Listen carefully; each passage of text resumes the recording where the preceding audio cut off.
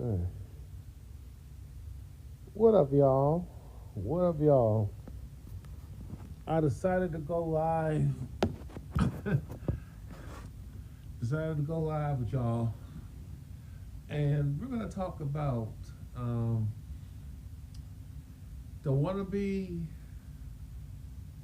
Dr. Umar Johnson, Deante Kyle,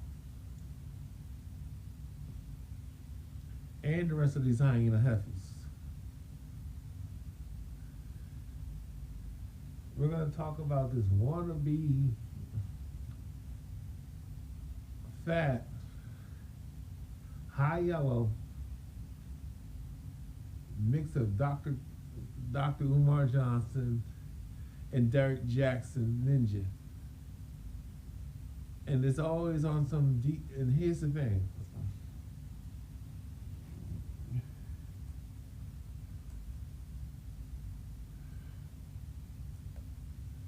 Let's see. Let me charge this. I'm just waiting for y'all to come in. I'm just waiting for some of y'all to come in. Because we're gonna do a reaction. We're gonna do a breakdown. And I think it's gonna be fun.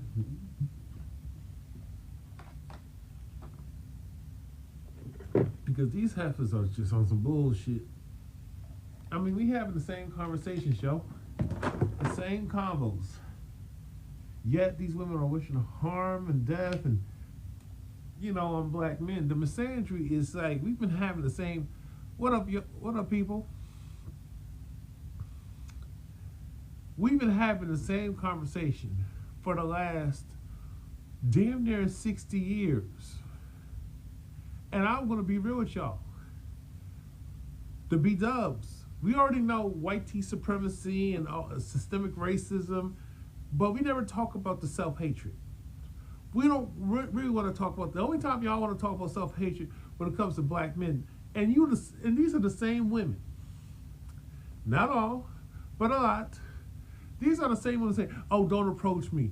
Don't approach me when I'm at the grocery store. Don't say nothing. Don't speak to me. But yet you're complaining about not having a man. All y'all can't have the same problems. All you people, even when it comes to men, and I advocate for black men and boys.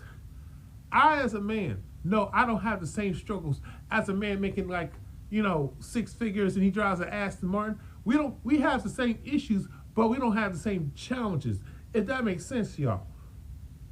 I don't compare myself to somebody who's like LeBron James. I don't compare myself to somebody who, damn near, I would never compare myself to Offset. But I can identify on certain things. You understand what I'm saying, people? Yeah. Definitely support me. Because we're about to, and definitely comment, please engage.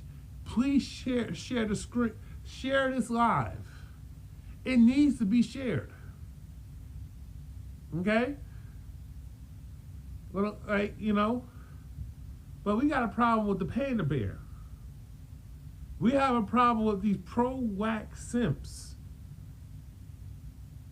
This is why I left the pro-black space. They never want to hold the woman accountable for her bullshit, even in the criminal sense, especially in the criminal sense. Child abuse, endangering children, putting hands on men, doing harm to men, even harming and attacking other women and unaliving other women. Y'all don't want to hold these hoes accountable. Why is that? Since we got the people here, and I will open up the panel, okay? But I definitely need gifts, and I definitely, you see where I'm pointing? I need that. I need to hear that. It'd be nice to get like 6 to 10. Comment if you're ready for me to start the stream, to start the video. Because I'm ready. I'm ready when y'all are. All right? So, Since Mr. Grits and Eggs wants to run his mouth, and I don't have a problem with the brother, Deante Kyle. I have a problem with men who are disingenuous, who preach victimhood. This is hurting our community. You want to hold one group of, you want to hold the men accountable, and a lot of the majority of men, particularly black men, are not responsible for what other whole ass ninjas do. Why am I being responsible for a Pookie and Ray Ray when I don't live in there? Love is wrong. Yeah, you're right about that. Why should I be accountable for what some trifling ass dude that was raised by a hyena female? Why should I be responsible for that, Deante Kyle? Do you say the same thing about women and they're being trifling? Oh, I forgot. You don't want to call out the women for nothing because that's how you make your money. They're paying your bills. You don't want to upset them. But maybe if you had the support of men, but see, a lot of y'all will alienate the men because you're so, and a lot of these dudes want to smash these women. Don't get it twisted. Look at Derrick Jackson. Derrick Jackson should have been canceled a long time ago. Why are women still listening to him? And he's a freaking hypocrite.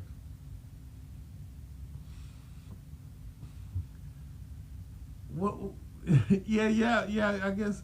Yeah, because these women talk about they don't want to be approached, they don't want to be bothered. But let it be LeBron James, let it be Carmelo Anthony, let it be Morris Chestnut, let it be Denzel Washington, let it be Michael Jordan, let it be Deion Sanders. Some of these men are married, but these women don't care. So how is it the men's fault? I thought women were more mature than men. Girls mature faster than boys, which has been debunked, which is a lie. I thought women were more mature. They had intuition. They had all this, they can sense things and all this other shit, right? Why do we always talk about, why do you always have women who hit the wall, right? And they complain about men not checking for them. Ma'am, you are 40 plus years old. You're in your late 30s. Why would a man want to sweat you? You already had your opportunity in your early to mid 20s and later 20s. That was the best time for you to find a husband. And if you had a husband and you divorced him because you wanted to be out in the streets and want to hang with the girls sisterhood, whose fault is that? Your fault. Why would you take advice from a woman who ain't got no husband? Especially if she's not in a healthy relationship and she's going to tell you to do something that she won't do herself. Make it make sense. You know exactly what I'm talking about. Well, if you don't want to get in my argument, you can go. Why are you here? J-Bark, if you got a problem with what I'm saying, why don't you bring your ass in the box? Let's do it. Why don't you come up? Bring your bitch ass here. Yeah, I said it.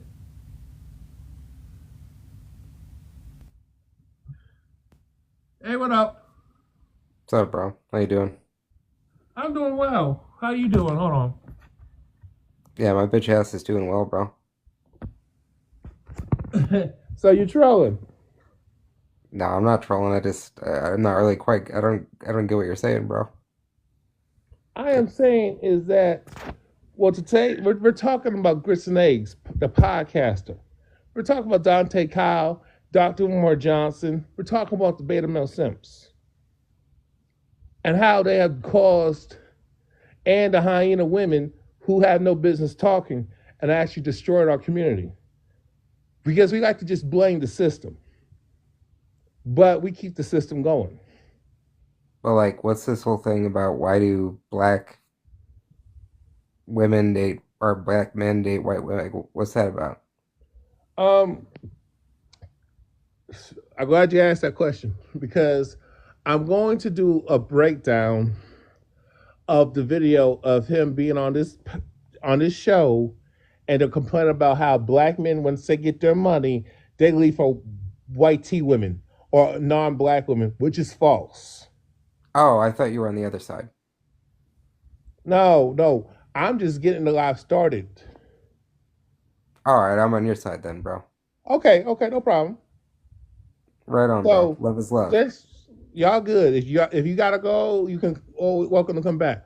So what I'm gonna do, I'm gonna play the video. All right, let's hear it.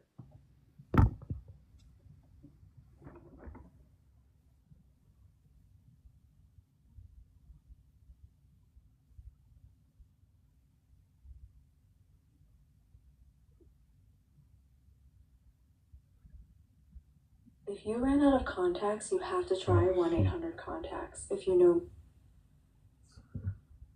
I hate these commercials. Or perceived attitude piece. Okay. So we're gonna kind of. Hey everybody, what is up? Welcome to the very first TPB Draft 2025.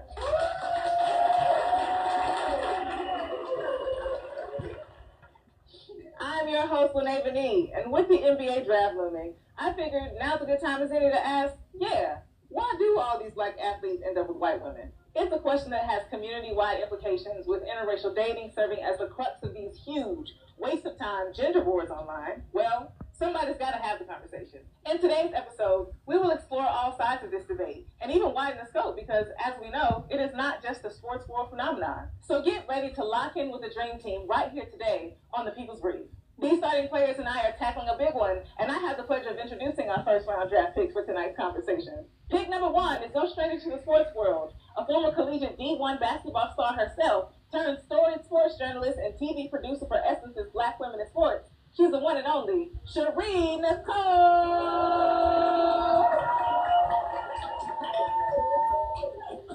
Pick number two, certainly ain't nobody to play with. Ready to go toe-to-toe on any topic on his famed and notorious Lipton Ed's podcast. Let's get ready to shake the table with he who shall hold them accountable, Deante Kaya. And last, but certainly never least, the last pick don't need no introduction because it's me. Multi-hyphenate talent and your most gracious and humble host. You know, it's your girl, the Navy Me. All right, I'm gonna pause this. Why do so many B-dubs, and y'all can respond, always make this sweeping generalization that every time a black man get money, he's always dealing with a white T1 or marry a white T woman? And a lot of these women, before y'all respond, most of these women are too damn old to be a wife. They're over the age of 35. Why are they even having a conversation? Some of these women got kids from multiple baby daddies. So to me, they shouldn't be talking. They should shut their mouth and go pick that husband, get back with their baby daddy, or get back with their ex-husband, especially the one that got children by. They should not be even running their mouths. Let y'all respond. I mean, would you say the same thing about like men though? At 35 though, like aren't they kind of past their prime? It's not the same. Because let's be real. You don't see men really, like, to be honest, you don't see men be out here complaining about every time a black woman got some money, she marries a white man. Not saying it doesn't happen, but these women cry a river. And a lot of times these women, the problem with our community, the B-dubs, is that they want a finished product. They don't want to be with a man when he's in progress, and they're in progress themselves. You understand what I'm saying? That's the problem. They act like this man was just with sisters and he was being checked for, and a lot of times that's not the case. I don't know, bro. I mean, like I met my lady when I was like 18. We've been together for like 12 years. Oh, I mean, that's good. That's good. But I'm talking for the most part, many of these women rather be social media, so-called mainstream media will be complaining. And I'm like, you already got kids. You should not be talking. And I thought women don't like younger men. Why are women in their 40s complaining about what a young man does with his Johnson and his resources. Why is he being watched? It's not like she's there looking out for the brother. I mean, there's Therefore, a always man been spend like money on cougars, them. though. I mean, like look at Scottie Pippen's wife. She got with Michael Jordan's son. Yeah, She wanted the youngin. yeah. But you don't see a whole uproar. Oh, every time these black men get a degree, they always want to move out to the hood. They want to move out to the burbs, and they want to get themselves a white man. You don't hear that stuff. And we're not talking about anecdotal experiences, but real talk. It's like we don't be crying and complaining about, oh, what she got to do for the community, even though the black community is all matriarchy and a granocracy. What's your topic? What's your take, Patrick? Yeah. All right, I'm gonna play the video. Yeah. So let's get into it. Without further ado, your TPB draft 2025. I know. That was good. Yeah. Now, this is the TPB draft, but the conversation can't be all about the men, because after all, the draft night is a big night for the women involved too. The coaches are looking for their best shooter, and so are we. Let me set the scene. Since there has been a fine 6'something man willing to shoot, dribble, pass, steal, or kick a ball, there's always been a line of women behind him ready to cash that check. Yeah. And I mean cash is in cash in on their love for that man. But what we've seen over the years is that these successful black athletes have a certain affinity for blonde hair and blue eyes that we often criticize for various understandable reasons. However, and I won't say I'm going to play devil's advocate because the enemy can't get a damn thing from me. But I will say that there are some nuances that might add some context to the conversation around successful black athletes dating white men. With that being said, welcome to our own draft, ladies. The 2025 BEG draft. That's right, the Blue-Eyed Girlfriend draft. Consisting of generic black athletes and all of the women fighting to become his blue-eyed girlfriend. And though not blue-eyed themselves, black women actually participate in this draft as well, whether they know it or not. So let's break down some of the factors that lead our future sports stars right on into their Caucasian happily ever after. So here we have them, ladies, bright-eyed and bushy-tailed, coming in all color, shapes, and sizes, but for the purposes of this argument, let's zero in on the black ones and the white ones. These young women come into college, and as tradition would have it, the men swarm. So what is it that takes a girl from dating the cafeteria dish boy to dating the most promising recruit of the season? Let's find out. First of all, black women are the most educated racial gender group in terms of college degree attainment. They hold a No, you're the most enrolled, and you got the most. So that's false. According to blackdemographics.org and according to the CDC and other forms of data, credible data.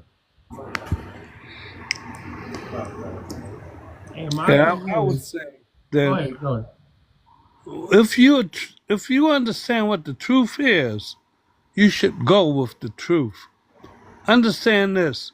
In this world, there is an issue between black and whites. No matter what you do, you cannot change that. You can try to go after what you think is your heart's desire. But let's tell the truth. Let's be real. In this world, there's so much there's a problem, and no one's talking about it. As African Americans, you need to talk about it. You need to accept it. Something's wrong with white people. And if you connect with them, you're in trouble. But you can do whatever you want to do.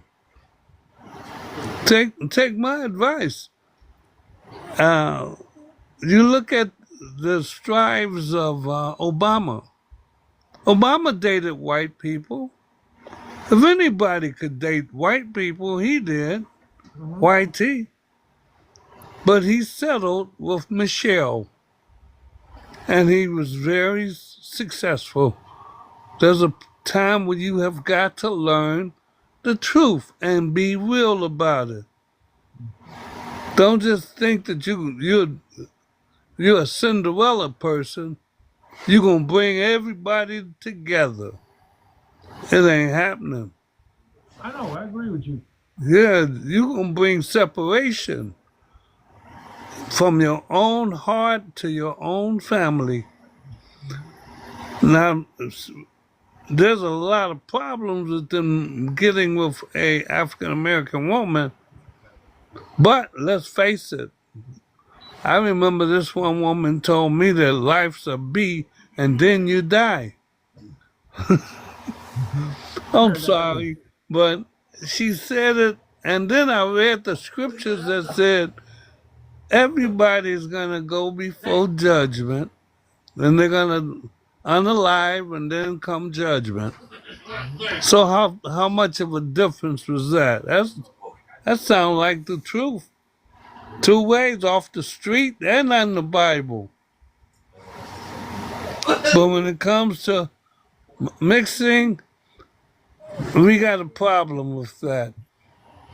There's some people want to be God, I mean, and Patrick, all I'm a because white of man. that causes a lot of problems. Patrick, I'm a white man. I've been with a black woman for 12 years. What's wrong with it? There's nothing wrong with You it. tell me. What You, about you're, your children? How many children do you have? well, I'm 29. I don't have any kids yet. How many kids do you have? I have 0. None? Yeah, I'm Okay, 29. so I'm into my you're 30s. at a point of learning. The moment you get those kids, the world is gonna pick over them. And then you're gonna have problems. I've met different ones that have been African American. I met this one girl, and she was working for a very big corporation, which I work for as well. And for some reason, she had a bag full of pills. I felt sorry for her because she needed that just to be straight. And her people were white, and herself, she was African American. Don't pretend like it doesn't exist. I'm not trying to create a separation, but let's keep it real. If you got a separation, you may be just open enough for things to happen, but the whole world isn't going to slap you on the back, shake your hand, and every day cater to you. On both sides of the fence, it's not going to happen. So you sign up for it, don't complain. Man, I feel like the world's moving forward. I mean, Barack Obama was biracial. He Well, had a white look, and black parent. yeah, he had a grandmother that was white, No, his mom was white. and his mama. But in the elections, he took time to go see his grandma because she was up in age, and he said, "I'm gonna stop." And people looked at him to see what type of love did he have. But some people didn't acknowledge it. Man, love is love. If you come from a source, acknowledge your source. Yeah. You know the All right. beautiful thing about. All right. But here's the thing. I want us to actually just see what I'm gonna do. I'm gonna play the rest of the video, and then I'll stop, and then y'all we can give our commentary. But I just want us to get through the video because it's like 30 minutes. I don't know if I'm gonna play all of it, but I need us to just to get on the conversation. It's very important. Bachelor's degrees, master's degrees, and doctorates than any other race-gender group in the United States. So as one would have it, when they get to college, it's clear that they mean business. Therefore, school choice within itself can be a deterrent from the start. That D1 university may have the coin, but does they have the degree program they're looking for? Are they giving out scholarships for their field of study? Schools, on the other hand, got a reputation, high academic standards, legacy, cultural values, acceleration programs geared for Black women, and not to mention a little something nice to look at on campus that's probably on the same type of time as you. Wait, HBCUs have sports programs too. Are they good ones? I don't know. So that means that HBCUs are far more likely to be focused on academics and careers outside of the sports industry. So moving on. Whatever the case is, the choice to stick to their skin folk already knocks a few black women off the board. On the other hand, you have our prospective NBA draft pick. But I don't get. But this is and I watch BGS. I don't know if you're familiar with BGS. He's part of the Black Manosphere on YouTube. But I don't get. She's talking about she has a hard time trying to find somebody in college. I don't understand how's it a struggle for her. To me, what I've noticed is that they want to have their girl fun. They want to wild out. I mean, it's okay. I get it to this degree, but why is it that what she should be asking? How come these women of other ethnicities? And I'm not saying it's easy to do because I see the same problem when I go to other races or the other, sector of TikTok. They're having a similar conversation that I'm having. What I notice is that when it comes to black women specifically, is that they claim to have a hard time. But when I realize is that a lot of times they got unrealistic expectations. A lot of them been told I'm strong and independent. I don't want no man, but I want a man to make a certain amount of money. I want a man to look a certain way. I want a man to be like Idris Elba. And I'm like, you're not gonna find no Idris Elba. You're not gonna find that type of man. And they a lot of these women are not like I'll just say it like this. They're not Beyonce. A lot of these women are 4 or 5s, maybe a 6 on their best day, and they want a certain type of man that they don't qualify for. And then what I'm going to say, the reason why I said it, because they're not willing to do what they got to do to be that type of woman. They feel a man is supposed to be a certain way and be to their drum, and they add them to her program, and it doesn't work that way.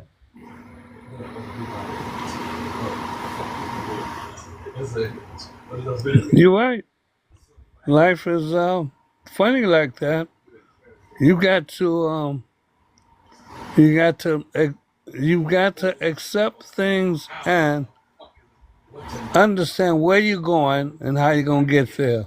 Yeah. Because some things are dead ends. As you go through life, you're gonna see people become unalived, and they're not gonna have their expectations fulfilled. Oh yeah. They're going to settle for something. If you want to succeed and leave a mark, it's not going to be easy. Because a lot of people, A lot of times you gotta be honest with yourself. And a lot of times I always say this, and I even tell men the same thing. Go with somebody who's been there for you. Go with somebody who will lay their life for you. That's the one. And you need to go see their family. See who the mother and father were like. Because they are examples of them. Yeah. If their mother and father didn't get along, or if they didn't get along, she might not be willing to accept you. Yeah. And in some cases, going over in the opposite direction, you can really see a lot of curved balls come your way, because when you look at your own people and then you see a person that no matter what you're doing, they want to help you. But you've got the world to live in, and what them children gonna have to face? Yeah. Will they be accepted or rejected? They're gonna be taking a bag full of pills, but you've got to make that decision, what you want to do. Yeah, exactly. And I want to say this too. A lot of these women, the women you see over there, they're a minority. That's not the majority. This whole narrative that every woman is like her, that is not the case. Like Ebony K. Williams, that is not the case. Most of these women are broke and broken and struggling out here. That's right. I met a woman, and she was with a different nationality. And then I saw one day where the two of them got on odds, and the guy said, "Go over there and see your broke brothers." he was really he was really drilling her, man, and he put and I have nothing to do with what they have done, but Yeah. that's not a way of encouraging one another through thick and thin. You shouldn't be broken up and then automatically speak at what you know might not exist in terms of financial capabilities. Uh-huh. I've endured over the years, not that I didn't want to be with someone of a different race, but I've endured with the woman that I've been married to, and it breaks my heart when I realize she really don't see the light. Mm-hmm. She don't see the reality. After bringing a child between us, she told me Martin Luther King was a troublemaker. I said, no kidding. Mm-hmm. I'm sorry, but I'm African American. So what you want me to do? Jump ship? Mm-hmm. I'm telling the truth. I'm gonna keep it real. What happened to my brother up above? He didn't leave. Did he leave? We're all brothers on the planet. Some of us just don't want to give a weight to our That's not own what it's true. intelligence. And we just want to Hey, let me follow the just say this. lead. Hey, Ra Coker, what you got on the topic? What's up, bro? Yeah, man. Okay, What's up? and exactly what is the topic? We're just this the topic is about basically panderers and this myth that every time a black man is an athlete, he just runs to white women, which is which is false.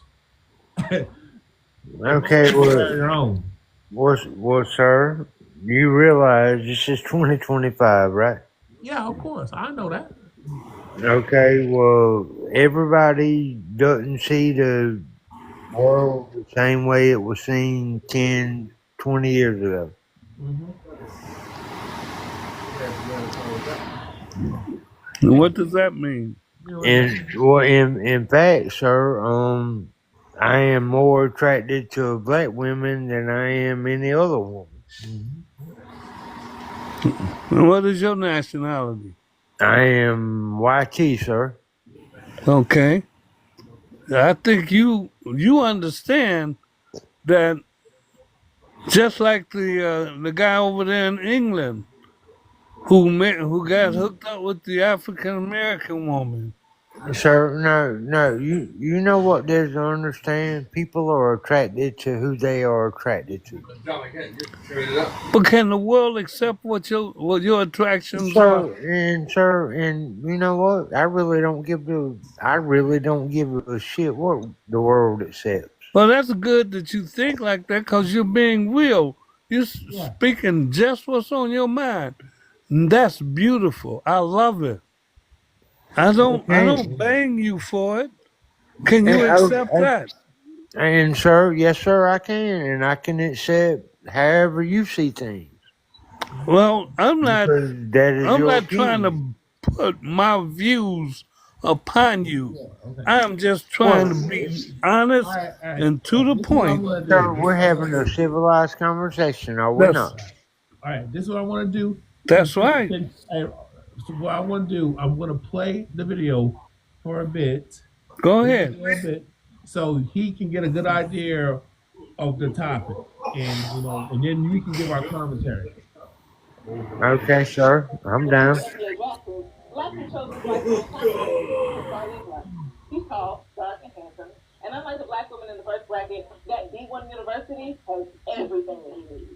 By his junior year of high school, his coach was already breeding him to be the top player at his state school. So while he may miss out on the swag surfing and pretending to know all the words to dreams and nightmares at some random block party on the quad on a Wednesday night, he sleeps good, knowing those checks are always going to clear.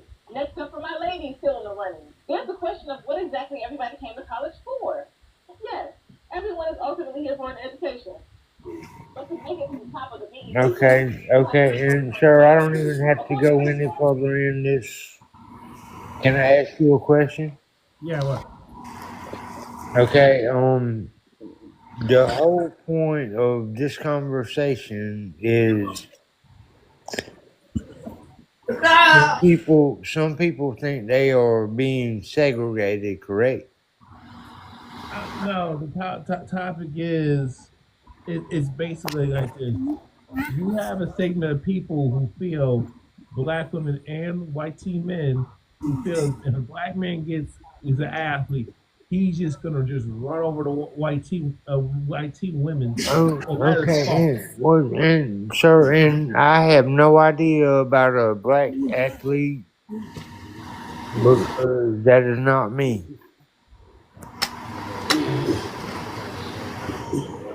All I understand is what I am attracted to. Okay, all right. That is not okay. The topic is what they're gonna say on the panel. So let me play the video a bit more. So then Sir, let's get the you conversation. don't. Okay, sir, you don't have to play the video a bit more.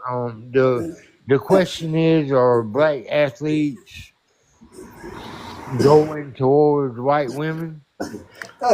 I think it's real difficult for you to be able to interpret what we're talking about because of Yeah, your background. yeah. I'm sorry. I'm not trying to put you No, down. no, no, no, no, no, sir, and I'm not taking it that way, sir. Oh, well, I can see it being that I am African American. Mhm. Okay, I see what? what he's talking about because I've lived the life and seen it for myself. And there's a lot of people I know, whether they be black and white tea, I've seen their families and the end results. And that's all I'm going by. It's not like because I love the way this person looked. Because a long time ago, there was a song called Beauty Only Skin Deep. And they would say, yeah, yeah, yeah, beauty's only skin All deep. right, all right, guys. I'm about to. I want to mute y'all so we can watch the video without no interruption. Then I'm gonna stop when I feel that we need to cover something. many young white women are groomed to prioritize getting that ring before spring when they go to school. On the other hand, some of the black women left have bigger fish to fry due to several socioeconomic factors, due to, well, racism. They're at college for upward mobility, to carry grandma and them bills on their back when they get out. A man would be nice, but a check would be better. So that knocks a few black women off the board as well. Meanwhile, I see our star athlete is cruising right along because for him, he's already accepted the fact that he's going to be carrying his family on his back. He was conditioned into that mindset long ago, except for he's a man, so that's okay. So unlike the black women who may be stressed and fresh trying to make a bag and bring it back home, he's been getting called the man nonstop since he... Wait a minute, but the thing is, you have a lot of men in general. I'm about to take you off me, but you have a lot of men in general, ma'am, that's pressured that they got to be successful at 18. They gotta have the nicest car. They have to have this biggest house off of Newport, California, somewhere out a nice mansion out in Miami. So and then you got to take care of family that's going to be a burden to us. So to say it's just only be black women doing it is disingenuous because you don't have to come into a relationship with money. Y'all tell us we better be tall, we better have some game, swag, charisma, and we got to make six figures, and we got to be good in bed, and we got to do emotional labor. See, that's what annoys me about that. It's like Dr. Umar Johnson, regardless of how we feel about Dr. Umar Johnson, he was on a podcast where He says the problem with black women is that they want a finished product, and they're not. And a lot of these women are not a finished product themselves. But I digress. Got recruited. So yeah, he hasn't even noticed the black girls dropping out of his dating pool.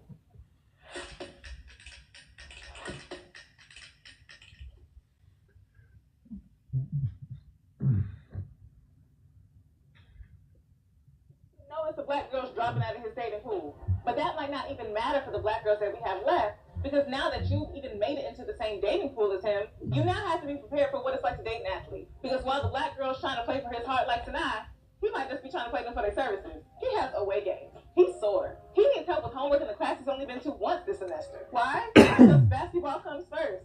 And he needs a woman who is willing to take care of all of that for his sake.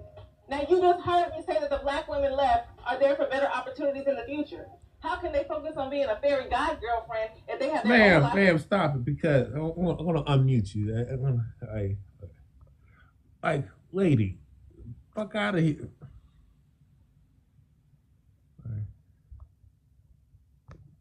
It's like, what are you talking about? This is what I don't want to. What are you talking about? It's unreal. It's like, y'all be dealing with y'all ain't trying to deal with the dudes in your age group when you're young. Y'all dealing with older cats. You're dealing with drug dealers. You're dealing with ballers. This is why I don't like. This is why it's like the whole. It's like they rewrite their history, and it's crazy. They be rewriting their own history.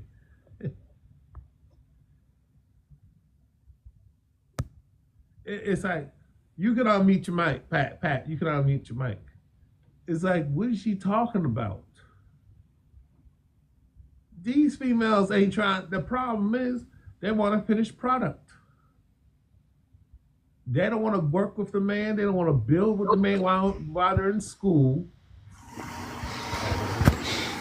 They want to sleep with multiple men, multiple sex partners, and drink and wild out. I could say between being African American and knowing the different ones, women are pressured in such a way that they're unable to deal with the pressure themselves. Now, on the other hand, I'm not saying they are immature, because being a woman, she goes through a physiological change, unlike a man. We as guys, we come up playing football, sports, and challenging ourselves. But a woman goes through a female changes, and she's scared to death. I'm sorry. She's scared to be unalived because the issues are not, hey, the guys bullied me. No, it's not that. They actually see things that come out of them when they do not reproduce children. And it comes gushing through their legs. So they mentally have a awesome awakening. Whereas we as guys, hey, we want to be the star athlete, and we want to do this, that, and the other. And when we get banged up, we do cry a lot.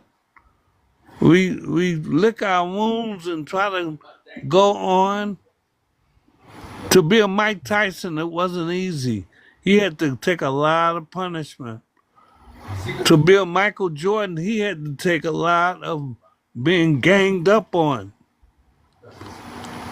Now, as for women, to be a woman and then produce a child and go to school, the only reason I know anything about that is I read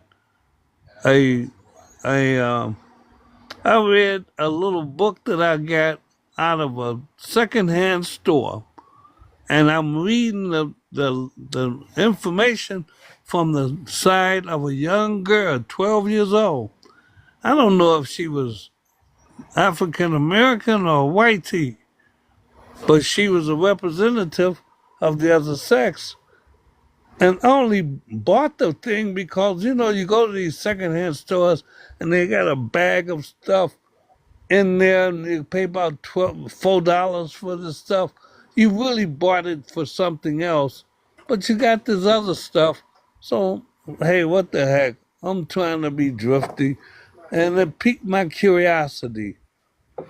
I didn't do that more than once. I only did it once, and it was enlightening to see how a young girl was going through changes and she was acknowledging it and writing about it.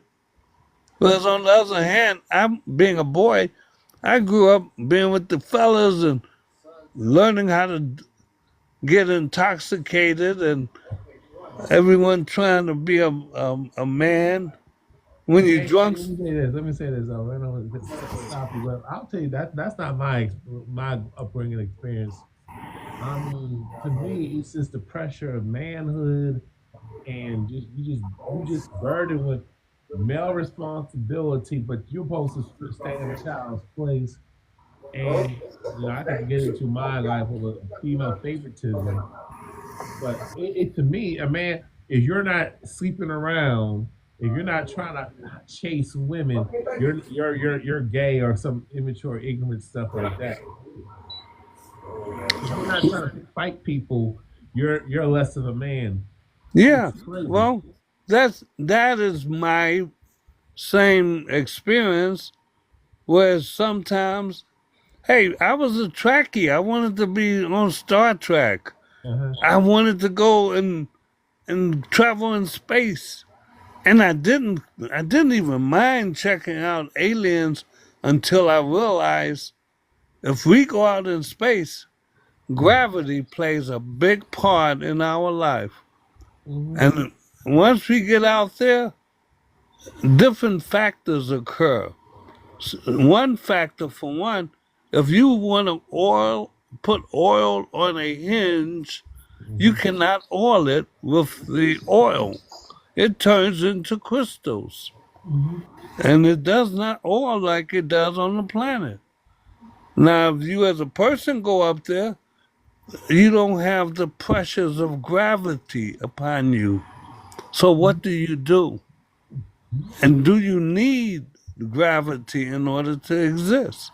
But Right. our human body is different. Everything's different. Like you said, you had pressures of girls and this, that, and the other. Outside of that, you want to come into your own thinking. Yeah. Man, I remember when I first had an encounter where there was a white girl took an interest in me. That scared me to death. Not that I was afraid of women, but I was more afraid of what the world would do to me. Hmm. And man, I am 70 years old. Uh, who is this guy? Emmett Till. Oh yeah. Emmett Till went from here to the South, and he went from Chicago to the South, and my uncle and my cousin was with Emmett Till. As a matter of fact, they said he didn't say nothing to these women. He just whistled at them. But they tried to get my uncle and my cousin. Hmm. Both of them are dead now. I'm sorry. Let me go off and come back, okay? I don't want you to lose your life. All right, I got you. Yeah, okay. Well, I'm gonna play this video, and I'm gonna just because they're gonna have the three people talking again.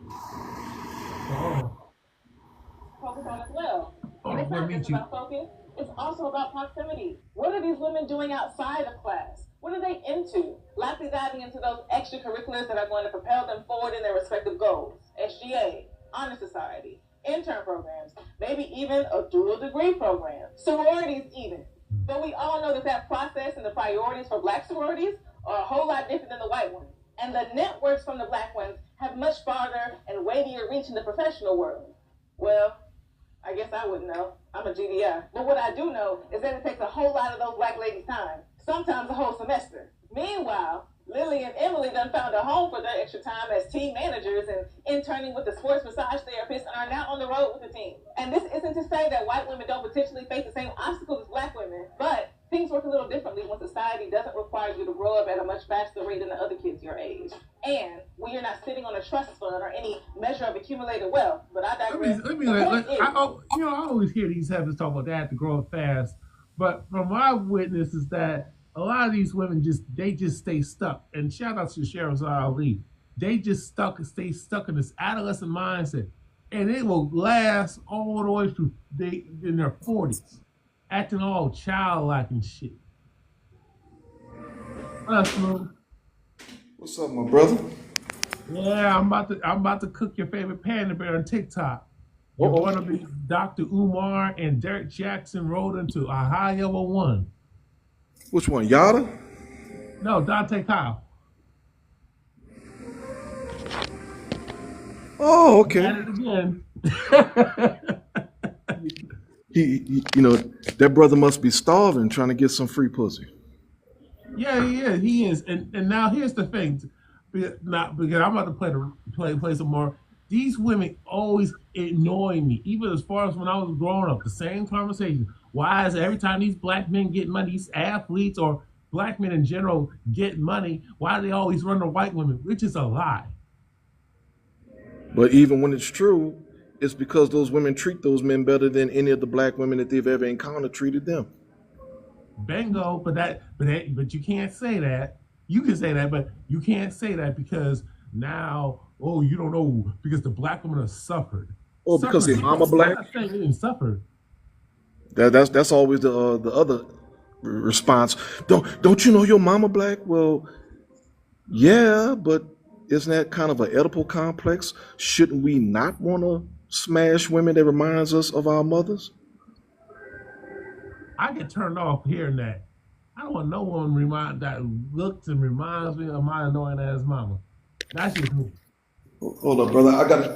I gotta handle something right quick. No problem. We see who's made it to the end of the BEG season 2025 draft. And, of course, for better or for worse, our star athlete was always destined to be waiting for her at the top. So our guy has chosen to take his girlfriend and her blue eyes into sports stardom. They fell in love, and she just happened to be white. And that's your prerogative, king, or generic black athlete. But the only thing I'll give you is that the circumstances play just as important a role here as do your preferences. On top of whiteness being the standard for beauty and the misogynoir that paints black women as undesirable, there are real damaging implications. I always find they always want to talk about misogynoir, but they never want to talk about misandry, anti-black misandry, and how it affects black men and boys. And worse, I'm not trying to say I hurt more than you, but it hurts the men more. A lot of you sisters are giving. How you doing? So you're the one who's sassy. You're the one who coming on my live, and you want to run your mouth, and that's the problem. Where's your husband? Oh, I forgot. You don't have one. Maybe learn how to shut up. Behind black athletes who actively seek out anything but a black woman and are vocal about that. Because the average Joes who will never have the chance at your type of talent, stardom, or proximity to whiteness will do their best to emulate your success in any way they can, even if it's just having a white woman, and punching down on black women in the process because they have no other real way to verbalize their choice other than the fact that they want to be just like you. Now, will this new couple survive once our star athlete finally makes it into the big league? Will he be tokenized and fetishized to the point of no return? But you women, but a lot of you black women be fetishizing Pookie and Rere. Y'all be fetishizing black men too. Y'all like to show them off and pray. Y'all be predatory when it comes to his resources and his status and what you can gain from him. Don't be disingenuous. No, I wasn't talking. I'm not talking down on the men. I'm actually I'm calling out these heifers. These are part of the problem. They are actually a major part of the problem. Trust me. You know, but I do call out the simps. Any man who's out here simping and tap dancing, and being a panda bear, and not holding women accountable for their toxic, wicked ass ways will be called out. He used his proximity to whiteness to try to get him out of trouble over and over again when the police come knocking. Who knows? I mean, we absolutely do know, but for the sake of but a lot of you B-dubs be calling the cops on black men too.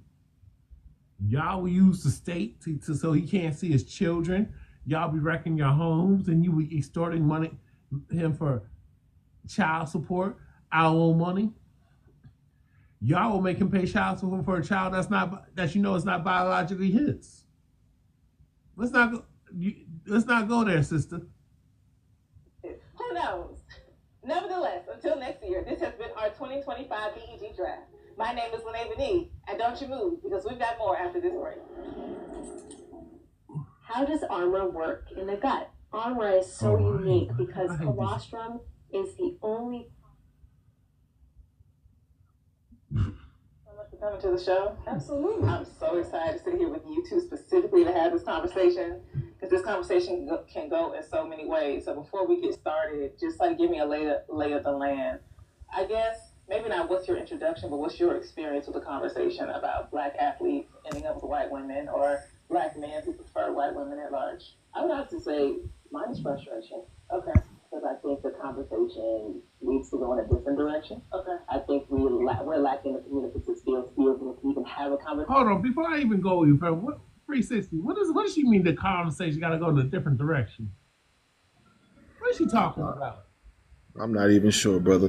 To be honest, at this point, I'm actually confused as to why it is that so many sisters have it in their heart, minds, and souls that a black man who just so happens to be a professional athlete or actor or performer or anybody who's getting paid a large sum of money to do whatever it is that they do, that they are just entitled to being with those type of black men, or rather how it is that they think those black men are somehow indebted or obligated to being with them. That's the part I just never understood. I never understood that too, because these will be the same females that, and Dr. Umar Johnson had to even say this. He says a lot of black women want a finished product, but when this man was on his grind and trying to make a way, getting it out the mud, they didn't want to talk to him. Well, Umar backpedals whenever he has to backpedal to remain, to retain some type of credibility. And it's sad because the sisters that listen to him, that ride for him the hardest, they never seem to catch that part. They will lock in just because he tells them what they want to hear when they want to hear it. But then when it gets to a tipping point to where it's just where they start complaining and he starts losing some of their support, that's when he'll course correct, tell them the harsh truth while still delivering it in a sugar sweet kind of way, because he has to kiss that ass first. You can't just tell these sisters the truth without kissing that ass first if you want them to continue listening to you. That's pimping 101 right there. He's still pimping these women. Yeah, and the thing that gets me about these women are over they're old enough to be technically, if it was like 50 years ago, they'd be considered grandmothers. And I don't understand why are they so obsessed with black men who are athletes. Now these women say they don't want no young man and all this stuff. These women are they're like basically in their late 30s and early 40s, dizzy policing what a young man chooses to do with his life, his body, and his wallet. Yeah, they see these men as their property. They truly see these men as their property. They think they own us. Yeah, that's what I noticed too. I think young black men need to speak with more authority and not pay attention to people that are more likely to be stuck. Yeah. And I like to say this. Remember Kim, K-I-M. There's a theory behind that. It is called Keep It Moving. If you don't keep it moving, you will get stuck with those that want to be stuck because a woman will follow a man, but she will first of all perform a test to see how much control she can have. But if the guy is looking above all that stuff and saying, look, I'm going in this direction, you want to go? Great. Other than that, I'm keeping it moving. I'm not trying to follow you. Because you as a man, you're going to take you're going to take the biggest blow. Everybody's coming at you. You got people on the outside and people from within the family. But if you need to get a cheering committee or a couple of bobs, a bob is always bobbing his head. Forget about that. You are the boss and you keeping it moving. Yeah. Don't get stuck. Yeah. All right. Let me play. Now I'm gonna play this. This is especially you're gonna start talking. We're gonna get to the part where you start talking. Thank you. That's edifying. That gets us to the other side of being frustrated. It is something that's a real thing, and I can acknowledge that. But even as a black woman, a former athlete that went to a PWI, a single black woman, I have my feelings. Like, I love black men. I prefer them as well. So it's almost like sometimes I feel like, man, I got another one. At the same time, it's like, love is love. And there's so much different convoluted issues. So for me, I'm just excited to dive into you guys. And hopefully people that watch will understand, like, it's not just this black and white or unintended thing. It's made there. And before we get to talking about more about preference, and I guess what we find appealing or attractive, I want to speak a little bit to what she said about two people always understand me and I don't understand them. I think for me specifically, when I think about my choices, what I want to end up with, I want to be with somebody I don't got to explain. And unfortunately, no offense, I'm gonna have to explain certain things to a man. That's something you're not gonna get through. But a white one, for me, absolutely not. Yeah, because it's two factors now. It's like, also too, it's like, I remember I was talking to this white man. Let me barely hear some of that. Could barely hear. I'm saying we could barely hear some of that, brother. I can barely hear him too. I can barely hear him, and I got an audio booster. And the thing about this. This lady right here that you see, they're both damn near 40 plus years old. What are you still looking for? What are you looking specifically at this point?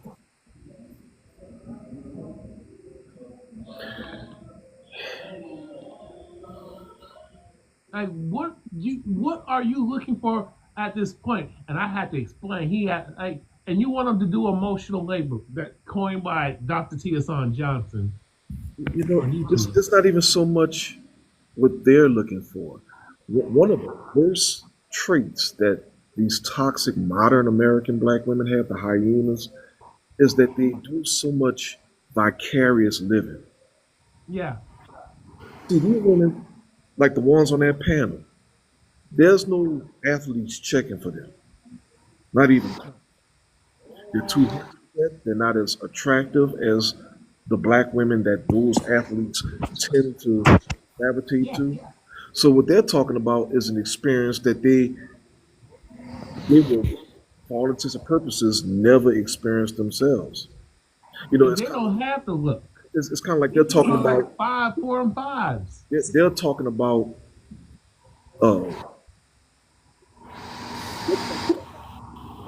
a figurative club that they can't even get in. Yeah. With respect to talking on behalf of other women, they're trying to browbeat these men. They're still on the beat the black man bandwagon, telling themselves that if there's an opportunity to bash a black man, that's what they should do, simply because they can. Yeah. And when a white guy prime 20, both these ladies are about to hit 40. And I'm like, you mean to tell me all them 20 years, you mean to tell me you didn't have a marriage prospect Oh, what the hell? And the lion's share of them, no, they never did. See, this is the messed up part about it. When we have conversations with women like that, frequently they will tell us things like, "Oh yeah, I've been proposed to many times, but I just rejected all of those proposals." Lying. They are lying every single time. Because and see, here's the silly part about it. They don't even reason it out to see how obvious a lie it is. Mm-hmm.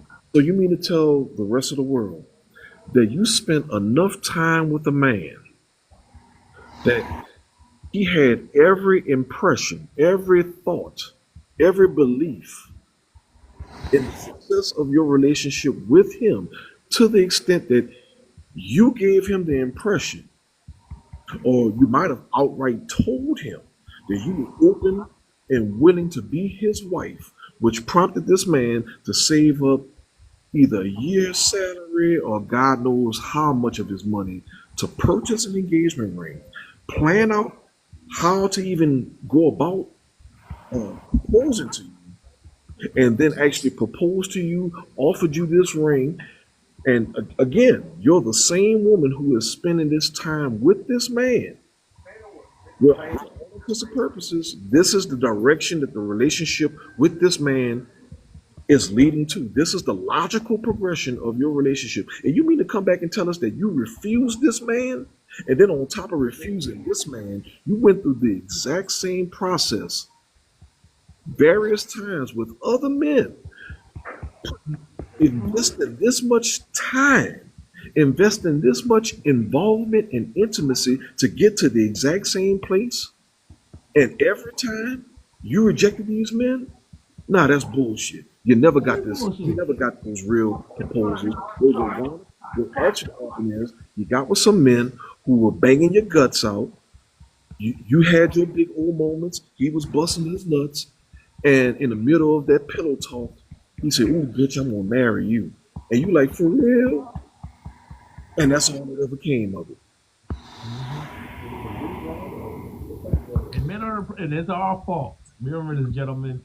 It's our fault. We are the problem in their eyes. Let's show us out of here. I believe that might be somewhat true because take for instance, if you were on a ranch and there was a lot of wild stallions out there, and you had to get a horse, you had to learn how to break that horse in.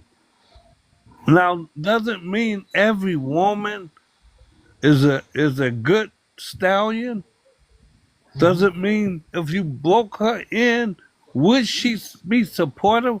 Would she have some psychological damage? Let's face it. Some people just can't see the truth. They don't want to accept it. And it takes two ways to accept the truth. Because some men will say, look, I'll just beat her. But she's a woman. And she's gonna be she's gonna be the mother of somebody's child. If she's got some psychological problems in accepting a man, maybe it's the fact that as African Americans, we need to know how to keep it moving. Don't get stuck. Let it be known that you are the head of the household.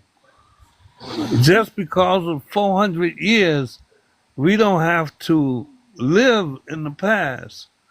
We can accept the powers of being in charge. Now, I'm not speaking from a young man's position. I wished I was, but I'm 70 years old. And trust me, there's many a days I looked at my wife and said, maybe I should just beat her.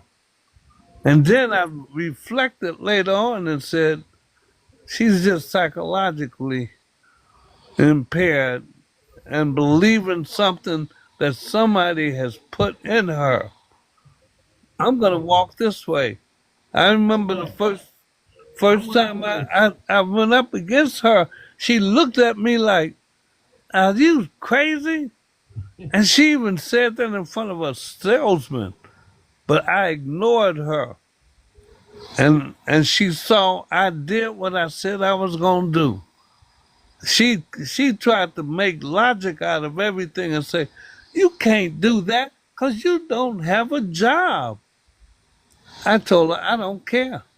I know what I can do, Yeah. and I did it.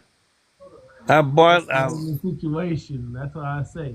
And I'm like, you have women talk about unalive men, unalive, delete unborn baby boys. It's just wild. It is just wild. Just out here. But let me play. I'm gonna play it now. I want. She had like red hair. I thought that was like, I was like, whoa. Like, you feel me? It's like, this is crazy. You feel me? But it's like, I had brought her to my neighborhood, and like, the way we were talking and communicating, she was like, what does this mean? What does it mean? I was like, this is getting annoying. Like, I'm not trying to translate. Just kick, like, shut up. You know what I'm saying? But, like, you know, like, because I'm thinking, but this how you think, because it's like, you watch it, and it's like, yo, Shawty got red hair, like, you see what I'm doing out here, like, but the translation part, it was just like, oh, I really don't get these people. And then when I went to her house, it was like, how long? He was like, what you wasn't expecting me? But nah, they wasn't expecting me. So it's like, oh yeah, something, these dynamics is like, now you're sensitive. Yeah, I feel like uncomfortable. But I watched this from BGS, and when he did his live stream breakdown. But so basically, in so many words, what Dante Kyle is saying that he was swirling, pretty much. I couldn't hear what he's saying other than talking about some red hair, but I could barely make out what he was saying, brother. You might just have to bring it closer to the camera so we can hear it. Yeah. Because I want to see. Because I have it on an auto boost, so I don't know. I want to. Excuse me one moment, my brother. If you listen to it from a tablet, it's going to be louder. When you use your phone, it's not going to be as loud. I do a lot of things by using my tablet. Right. Tablet is a much more superior piece of equipment. Gotcha. I have it connected to this, so that's just how he talks. Unfortunately. Comfortable to the point where it's like, yeah, go up and go in the room. And it's like, go in the room. No, I ain't going to room. I know this. Yeah, I was like, man, you know, my dad, he really gonna trip. I'm gonna go and get up out of here because I don't feel comfortable. Okay. So it's like, but you remember stuff like that. Even and as a boy, it's like when they daddy be looking at you weird, it's like, let me get up out of here. Okay. So I had to call my dad. You know we don't want your dad to show up. Oh God. Okay, and what about you, Sheree? This is a tough one, guys, because Lene, I'm with you on that. Okay. As a black woman, I really don't believe wholeheartedly that any man other than a black man can truly connect with me in the way that you described. Right. Yeah. On the other side of that, I have to. Now, here's the thing. Before I even keep going, if that's the case, then how come you ain't with him? You mean to tell me if you at her at age 40 years old, you mean to tell me you ain't connected with no black man for those 20 since you was graduated high school, went through college, probably got maybe grad school, workforce. You mean to tell me you ain't connected with a black man and you still out here looking? Well, that's exactly what she's telling you. She's a failure. She has failed as a woman. Yeah. Because what they claim, see, they paint the picture that the reason why they're single is because there's a shortage of black men who meet their standards.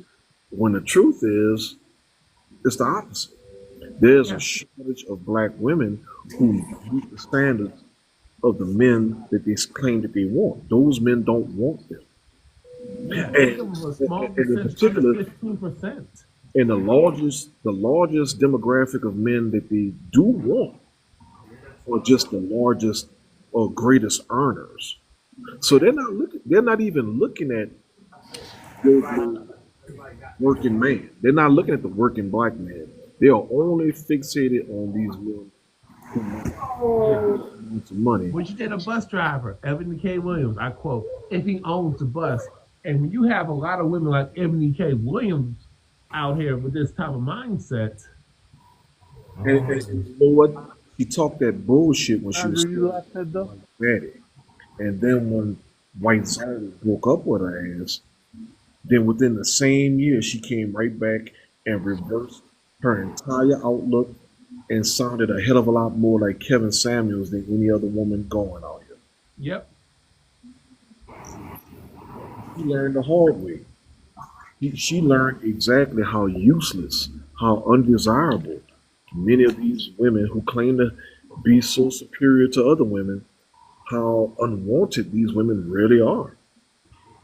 Because it was never about all of the stuff that they have told themselves should make them more desirable women. No, all the criteria that they look at are things that would make a man more attracted to a woman.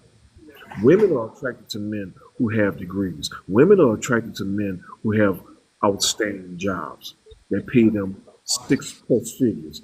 Women are interested in men who embody all of these other attributes that they claim that they now embody themselves. So effectively, they became the man that they wanted in no uncertain terms. But the problem is the man that they want is not a man at all. It is a figment of their imagination. Yep. Tell them Amen. it has to exist just because they will it so, just because they read romance novels, and which is really just a female version of a circle jerk.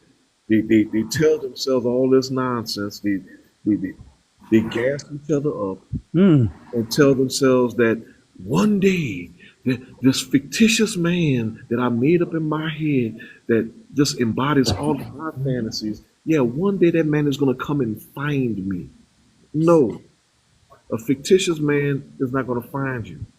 The closest thing to a fictitious man finding you, and I don't want to insult anybody when I say this, is Jesus. That's the closest thing you're going to find. And I feel, and to that effect, I feel sorry for Jesus because if we see the second coming come, Uh-huh. then it will be the biggest polyamorous relationship this world has ever seen. This, even if a woman saw Jesus, she'll be deceived in who he is. There's so much deception there. That Bible's been written and rewritten to say certain things. We had a couple of white guys on, and they couldn't stand talking about it because they know they haven't been honest with themselves. You know what? Right? I have to correct myself. My bad. I just realized if they met Jesus today, they would reject his ass. They would call him a brokey. They wouldn't fuck him. Yeah, of course. They would tell Jesus that he doesn't meet their standard. That's right, because he wouldn't be intermingling with the stockbrokers. He showed that he was in full command when he said, Peter, go over there and catch me a fish. Peter caught the fish, and then out of the mouth of the fish came the tax collector's money. How you gonna go around doing crazy stuff like that and be understood? And most people don't even know it. Jesus never healed anyone. They think Jesus is the one that brings about the healing. But when he spoke, they never heard him say, if you got faith as a grain of mustard seed, it shall be done. And it was proven. The lady walked going through the crowd of people. She only wanted to touch the hem of his garment, and she was satisfied. because she had faith. And the blind boys, Jesus didn't heal them. They asked him directly, "How do you do it?" He says, "I didn't do anything." They had faith, and it happened. Now, take that back to the family relationship. Do a woman have faith that a black man can succeed? She's been deceived. All it takes is two. But you know, people like Mike Tyson and P. Diddy, they had great faith. Those were men that did what they did and succeeded. Why do you think P. Diddy is in court? And then regardless of how and what he did, he as a man believed in himself. Went up against everything. These women don't give a damn about investing in a man. That's the issue. They don't want to invest in him. They want to come at the end. They want to come at the finish line. They want to come when they see that this man's success is all but guaranteed. That's why you never hear about these women complaining about these athletes being with white women on the rise. They only complain about these men being with white women during the draft, when it's pretty much a sure thing that one of these teams is going to pick them up and promise them a contract worth millions of dollars. That's the only time we ever hear about them complaining about these. Yeah, I could do this. I was going to discuss the live stream, with Travis Hunter, but the thing is, the outrage is just fake, but it proves my point. And I'm like, okay, but many of these same females will want to meet Travis Hunter at the finish line too. take Snoop Dogg and his relationship. He felt confident that his relationship was built in the gutters. Yeah. And who else is that? I think it's White Ice Tea or something. Not Ice Tea, but Ice Cube. Yeah. He has a sound relationship and stand there and he's accustomed to being alone. That's why when you talk to these women, use the Kim method. Keep it moving. All right. They don't want I'm to. about to hit play. Well, the difference between Ice Cube and say Snoop Dogg is There that are frustrations that I have with a sect of black men in this generation when it comes to partnering, when it comes to potentially being a husband or even a viable boyfriend. That has now put me in a position where, even though I really don't want to be open to dating men outside my race, I don't want to do it. Let me be very clear. It's not what I want. I want to stop right there. That's just BS. What she just said is just a bunch of BS. you don't want to do it, but you're going to do it anyway. Well, at that point, shut the fuck up. I mean, it just is what it is. That's where you come in with keep it moving. Step aside. I got to go somewhere else. There's somebody else there. I mean, that sounds like a her problem. That's not like a guilt trip. But here's the thing: what generation? She is middle aged. She's old, too old. What is she talking about? What generation is she talking about? She trying to date as an older millennial, which I am myself. You're trying to date somebody like in their early 20s, early to mid 20s. Is that what she's saying? No, she didn't even specify. She just put it out in terms of men, period. But even so, she's talking about her perspective based off of whatever success that she thinks she's garnered or accumulated over the years, and that's all good and fine. She's did this, she's done that. Okay, cool. Who gives a fuck? At the end of the day, that attracted any black man? No, because black men do not seek out those particular characteristics or attributes or successes, if you will, with respect to finding a woman. No, we look for a cute face nice titties and a round ass, and hopefully a narrow waist. And somewhere a mixture of those different qualities. Those are the things we seek out. We don't see a woman. Okay, right now, you take any nightclub in America, you will never see a woman bring her diploma. You will never see her degree taken to her purse or something like that. You don't see that. Yeah.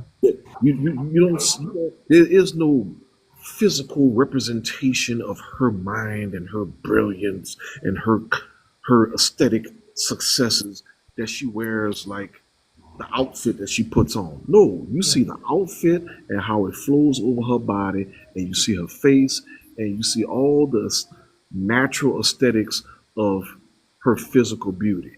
That's what attracts a man across the room in a business. The way she moves, the way she shakes that ass, all of those things that are sexually stimulating, those are the things that attracts a man to a woman. So to that effect, it doesn't matter what these women have achieved in terms of success, because the men were never looking for those things to begin with. We are still held to the masculine gender normative, the patriarchal gender normative of being the ones expected to provide for and protect the women anyway. So of course we would never factor in a woman's job into what attracts us to that woman. It's never on the radar to begin with. All right, I'm gonna continue because they might be talking about colorism on this part. Makes sense. But it's something that at almost 39 years old, still desiring a family in that life, I may have to be open to. Yeah. So I haven't had any experiences necessarily with being in the proximity that you mentioned with white males when it comes to dating. Now I will say, growing up, my cousin used to always, tease me that I would end up with a white man, and it would make me so mad. It would really upset me. Like, why would you say that? Like, am I not good enough to be with a black man? But that, outside of that comment, no. No, she's not gonna. That's the cold truth. She's not good enough to be with a black man. Yeah, that's just the cold truth. She's not going to be with any man. You got that because she doesn't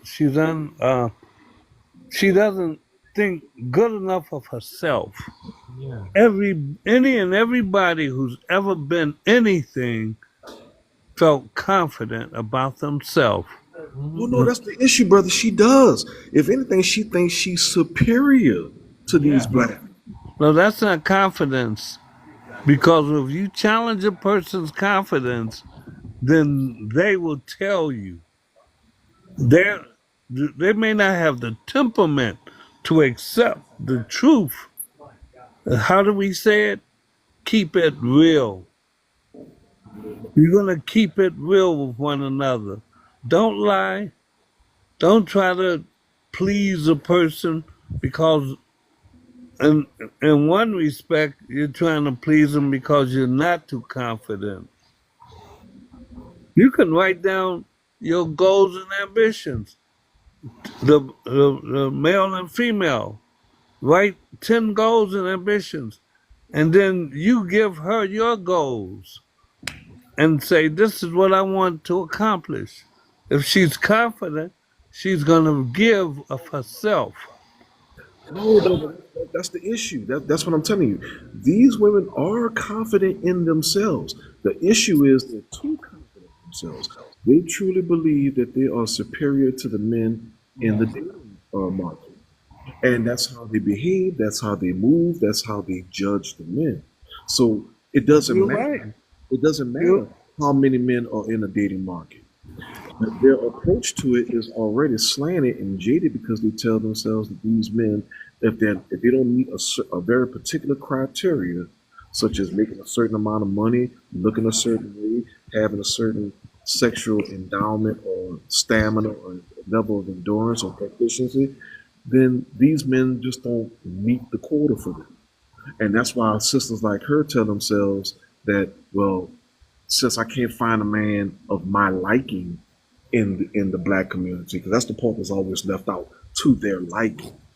then they'll start having to date outside the race and will probably find a Brad or Chad because in their minds, if nothing else, the Brad or Chad being a product of the historic racial, uh, systemically racist system, where predominantly the Brads and Chads benefited from this system socioeconomically, but they tell themselves that, yeah, at least when it comes to the money, that's a sure thing. And then they'll work their way back with the aesthetic looks and the sexual proficiency.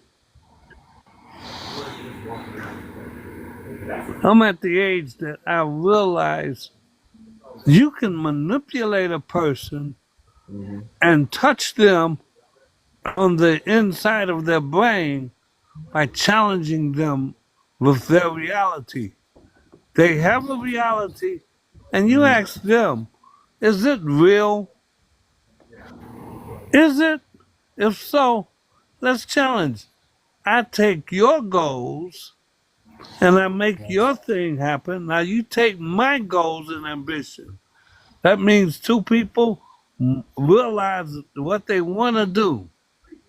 Like if I wanted to buy a house, I would say, look, I want to buy a house and I want to buy a car this week. Here, take my goals. What do you want to do? If you have nothing on your mind, then we come to a point that they're not ready for the relationship. Keep it moving. Next. Yeah, I'll just say this. You They can't make a want, person be better. I'll say this. They want this imaginary man of what they've been lied to by their female predecessors. Yeah, well, those people, they, you don't mess with them because they have this imaginary man. They Hmm. might look over their shoulder at you as you are going through a selective criteria and they want to see just where you're going. But if you get lucky and you find the right one, you're going to see the doors trying to open up back there. But remember, why should you try dealing with a horse that is very hard to train when you Yeah, got some that's willing? yeah. That's Why, why. why, why waste your time, man? Yeah, yeah. The, I want to say this. This is why a lot of many of these men are either going, if they're going to be in the states or west or somewhere Western country like Canada. This is why they will do the poor man with passport bros date outside the race, or you got to go internationally and be a pastor, go overseas and find a woman or find a wife overseas. That's why we're keeping it moving. And that's why many of these lovely ladies are upset, even though they have more passports than a black man. And then a lot of these women are traveling overseas too. They're just mad because they cannot secure a man overseas like the men can.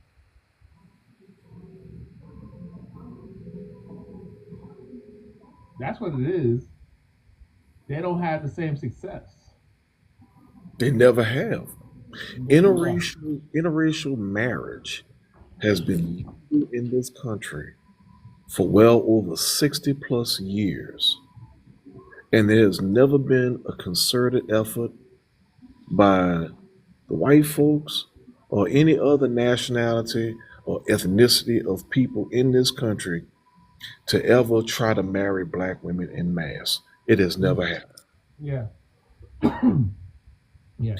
And even with these sisters who talk about threatening us with divesting from us, okay, some of them want to go back to uh, putting themselves in the same positions that their own ancestors went through with the same nationality of men, the same ethnicity of men, which they always want to throw in our faces, talking about all the sins of Massa and Hmm. how Massa helped themselves to sexual access to them, both voluntarily but primarily involuntarily, violating them. But then you mean to tell us in the same breath, after all this discussion about how victimized you've been, you're going to voluntarily put yourself in the same position? We're starting to see this right now. I think there's a sister who talked all kind of crazy shit about white folks, and then just recently it came out that her husband is a white man, and it's like, well, damn, sis, what side are you really on? How you gonna bash the white zaddy, but then every night go right back home and lay in the same bed with the same white zaddy? Yeah. But let me play this. Like, why would you say that? Like, am I not good enough to be with a black man? But that, outside of that comment, no. We don't have an issue with what you like. Right? We don't. I don't. One of our issues, particularly for straight black women, I'm going to say that bullshit, but let's play. I don't know why do y'all I almost ran up. I hate to say it, I hope it don't sound ridiculous, but the numbers quite literally don't lie. Right. And then the way things are also set up, black women being one of the most educated groups, it is difficult for us to find counterparts. Wait, that's BS, because the most, truly, that they're the most enrolled, but the most educated group would be Asian and white teen women. And they don't have an issue finding a husband. Now, of course, they got their gender war issues and all that, but they don't have a problem finding a husband. And they got, especially Asian women, they got more education than both of them combined. So what's their excuse?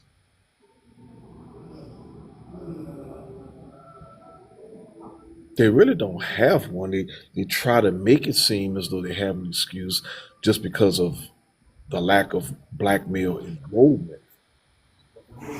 Or they'll say, well, even with the ones who are enrolled, with those black men express a preference for a relationship with non-black women. I'll say this though, 360. I'll say this though, the brothers that aren't enrolled, they don't want, unless he's out unless he's like the football player, unless he's the star athlete in college basketball. That's the one they want. Oh, that's not true. College, but outside of that, they out messing with Pookie, Ray Ray, the drug dealer, and I've seen this too. When I was in college, when I was in my late teens and 20s, that's what I saw. Well, you see, they want the black man in different stages of their lives. Yes. Or rather, they want different black men at different stages of their lives. When they're young and dumb, yeah, they gravitate towards the rejects, the lowlifes, the degenerates, the criminals, the reprobates, the losers, all those low vibrational men, the weed smokers, the other general drug users, drug sellers. They're drawn to the general thugs. Those are the men they want for a good time. Men that they already see that there's relatively little to no future with.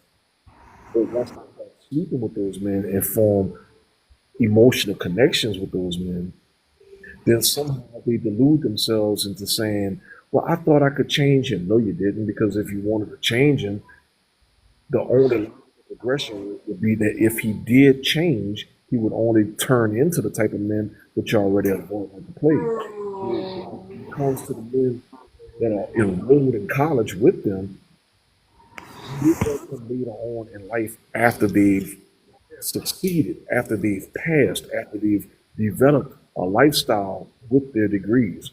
They're not interested in those men while they're pursuing their degrees because they're still in the race. They're not at the finish line. These women want successful black men who are tried, tested, and proven after having made it to the finish line. And that's their problem. If you listen to them, they'll say bullshit like they don't want to build a man. But all you want is just a slim pickings. You want the slim pickings You want the low hanging fruit right now. And then if you weren't smart enough to police yourself, police your own body, to have some type of self discipline and not allow yourself to be subject to a bunch of trauma and abuse, and heaven forbid, exceptions, which may have resulted into a full on baby, or might have just resulted into you going down to the clinic and getting a deletion. I think one of the biggest problems is just having enough faith to believe that your counterpart could understand. Oh boy, who's that? Sorry, Frank. You talking about faith? I'm talking again about faith because without faith, it's impossible to do anything in this world. Faith is the essence of things hoped for, the substance of things no, it's the essence of things unseen, and the substance of things hoped for. If anybody become a world leader, he doesn't just come out the womb and be destined.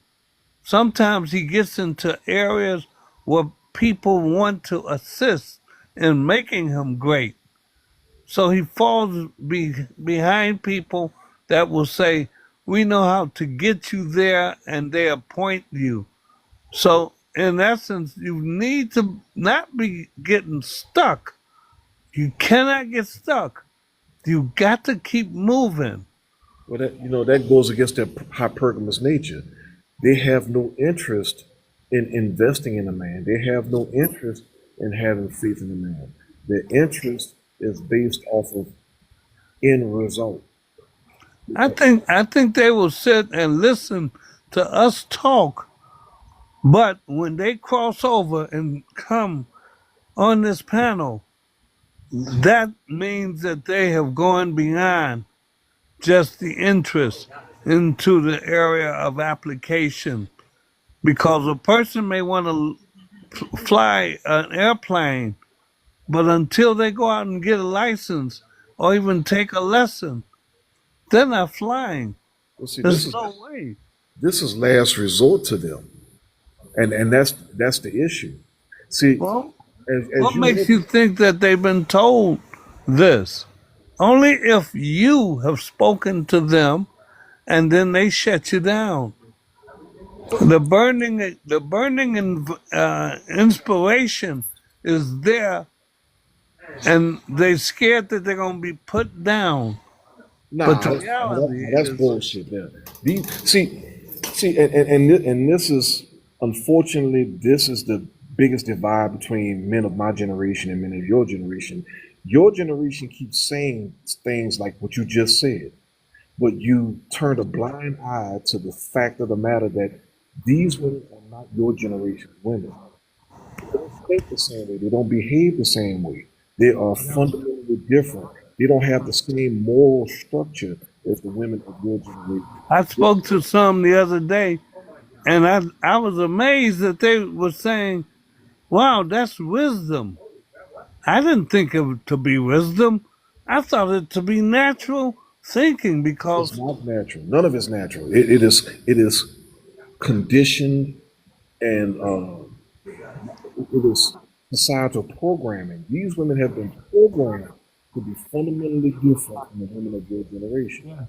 And part of that is directly from women of your generation. They have infused the younger generation with a pack of lies, with a bunch of nonsense and inconsistencies and wishful thinking, which is why many of those women from your generation leech onto the younger generation and try to call themselves living vicariously through those younger generations of women. They use the younger generation of women like guinea pigs. They sold them a horrible bill of goods, putting their wishful thinking, imposing their wishful thinking on the younger generation, just to see if they could, if the younger women could succeed where they failed. If the younger women could get more leverage and power and control over the men than what they could, especially That's since exactly what they happened. were the mothers of the feminist movement. And it was all a lie. It was all a game. It was all this grand experiment of epic proportions that only led to women in Gen X to suffering mass failure. And Now, this, now you might be right about what you're saying, but I'm also thinking like this: if you got a young boy and you tell him hmm don't get young boy and you tell him hmm don't get stuck with these women that don't want to go your way, no matter what they got, you tell them keep it moving. I Well, get here's the it. You problem with that, And that's, Pastor. I'm with that's you what these men are doing. 100%. So that's what I'm saying. Even the keep it moving ideology, or what you're talking about right now, that's what's productive for men. That's how men keep themselves productive. We get that. There's no question about that. The issue is that we have generations of men who are primarily or solely raised by these women. They don't, because these women will gladly tell their sons about being virtuous gentlemen, how to respect women, their purpose in life to serve women, to cater to women, to treat them as the weaker sex, to provide for them, to protect them. Yeah, they will gladly and willfully tell their sons all that information. However, what they refrain from telling their sons is information that is necessary to bang women like them. They don't tell their sons, oh yeah, the reason why you exist is because you didn't gravitate towards the type of men that I've conditioned you to become as my son. okay? You said it's because of my generation. I remember a song that said this love song was saying if loving you is wrong, I don't want to be right. Yes, a That was beautiful yet horrible song. it's horrible. It's One of the most goofy. immoral songs that It ever. is so goofy. That's not a man. That is a wuss. Yeah. That's a guy who will never succeed in life. It sounds wonderful, but it's dumb if you're gonna pass it on to your kids. Yeah, I They're agree. never gonna go nowhere. But And it is seductive to women. And yes, Yeah. because women in this country, to their shame, do not want to admit their role in these men's infidelity. See, they would gladly talk about granddad had his whole family on the other side of the town and all this kind of stuff. Yeah, they say those stories to denigrate and bash the men. Meanwhile, turn a blind eye to the simple fact that many of them are the product of relationships like that. That their grandma wasn't the woman getting cheated on by granddad, but rather their grandma was the woman on the other side of town. Their grandma was the thought whore of her time. See, we have generations of women who were whores. Not just decent, honorable wives, but we have women who were straight up whores, getting pregnant. yeah, but they don't know any better because what do we got listening to in music? Well, it's not just the music; it's the Keeping up culture. with the Joneses, But it's not just the making a music. person feel that I would say they are competitive. I almost feel But like it's they not just the pass music; and it's the too. culture itself. The Music culture. is culture.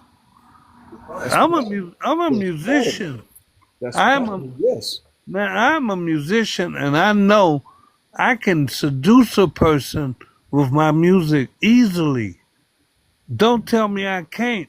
I didn't say you couldn't. I No, no, no. never I'm argued just on it. saying. I'm just saying because I've studied it and I understand frequencies, how Yeah. they affect you in such a way. All I Well, gotta do is make sure I stay within the frequency and don't bash you with it.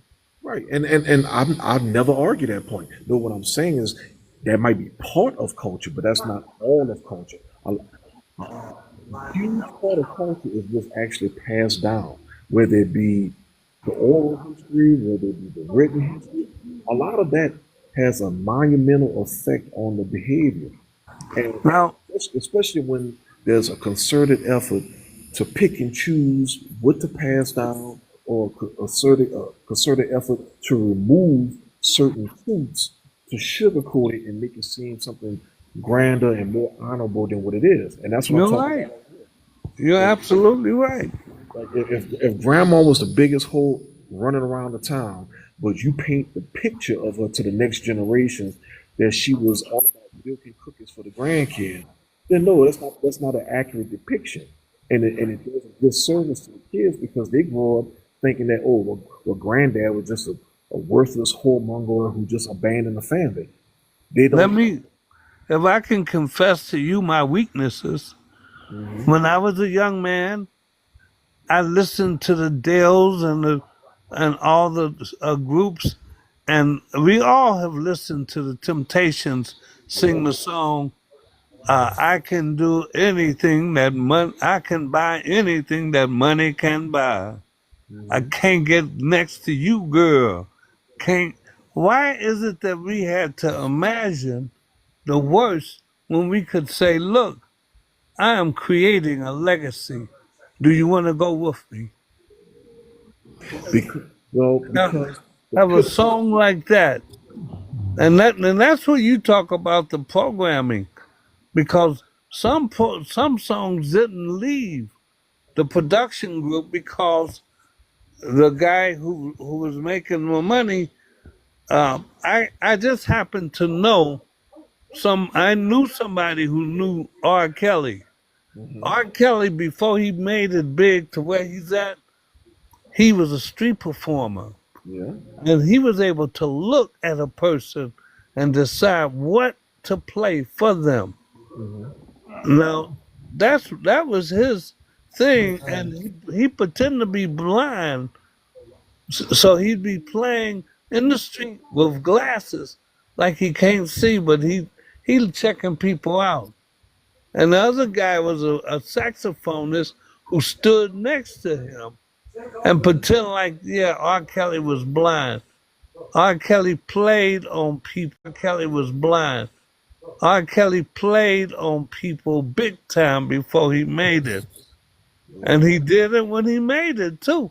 Cause the song I Believe I Can Fly, Mhm. he didn't write that. Mhm. He took that from a guy who was a drummer playing in a church.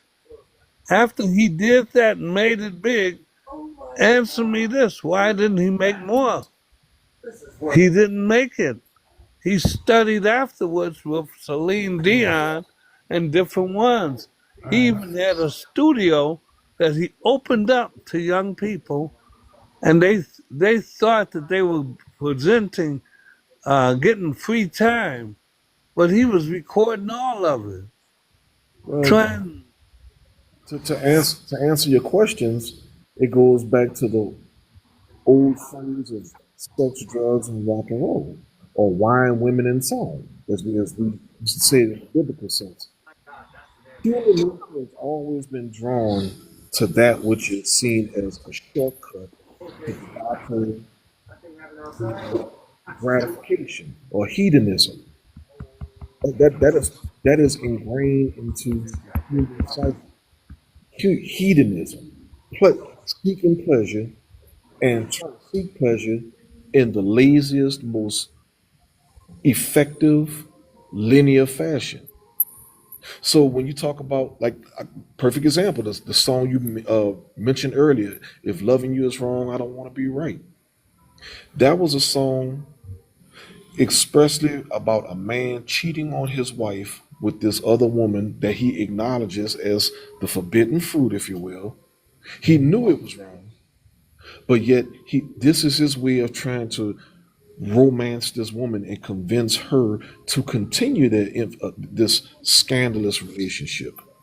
And the reason why that song was so successful is because despite all the rhetoric otherwise, there was a definitive market for that because it was a reflection of society itself. So many women in society were the side chick. And they just like right now, there are so many women in society who play and fulfill the role of the side chick. They just don't like the moniker of it. This is why even now, most of our conversations about the modern woman is about them trying to avoid or escape accountability. See, they don't have a problem with the immorality of it all.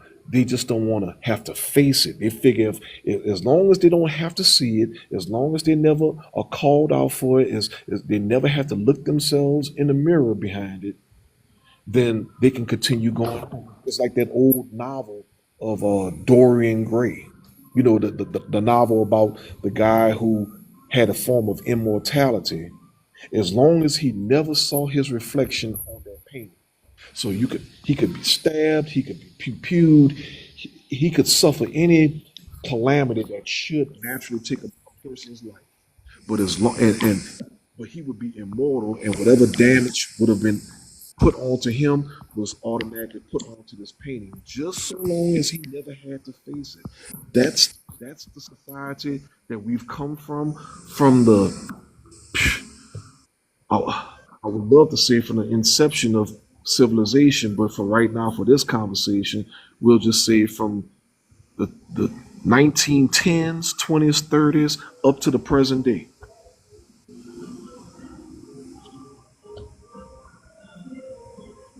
Yeah. Yeah, you're right. It's so many love songs are not instructional and good enough to lead you into a path of doing good, but they're wrapped around with music that is seductive and pleasing to you. I discovered some time ago to deal with the stress of reality. Remember this. There's a frequency called 4321. You type that in on a Google search and say, open up you say, hey Google, open up YouTube, give me a meditational frequency of 4321.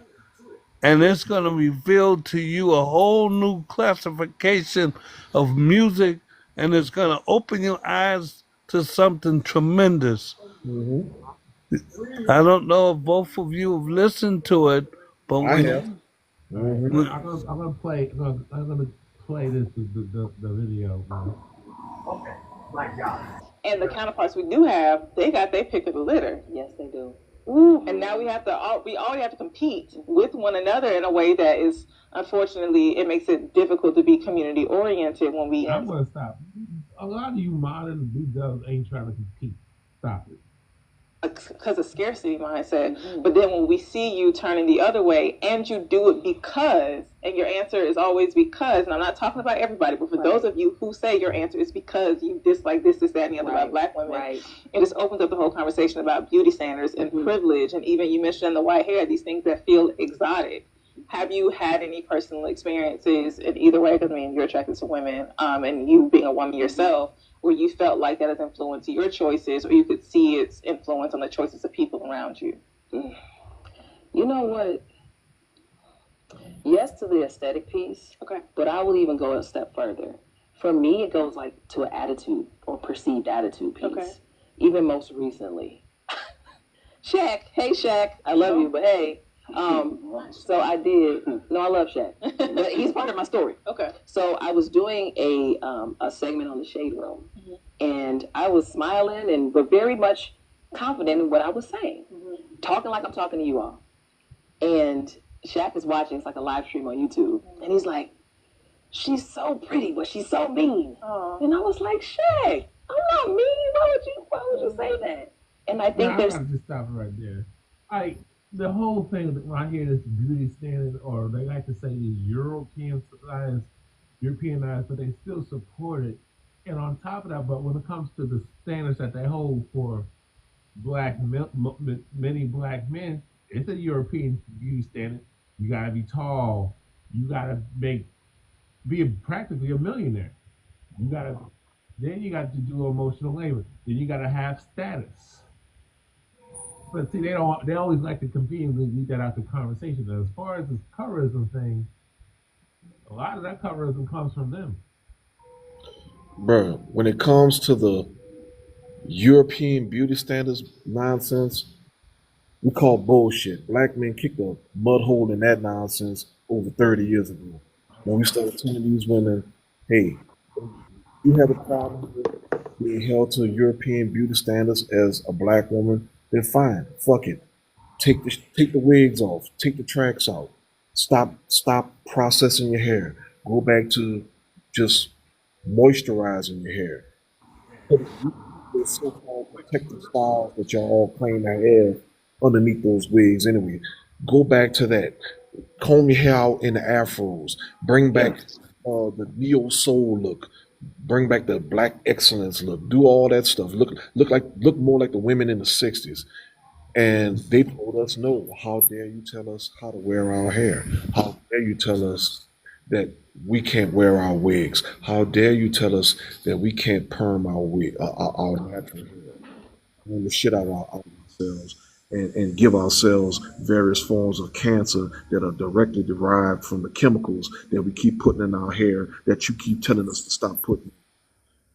So it's like, no, this is their bed to lie in now.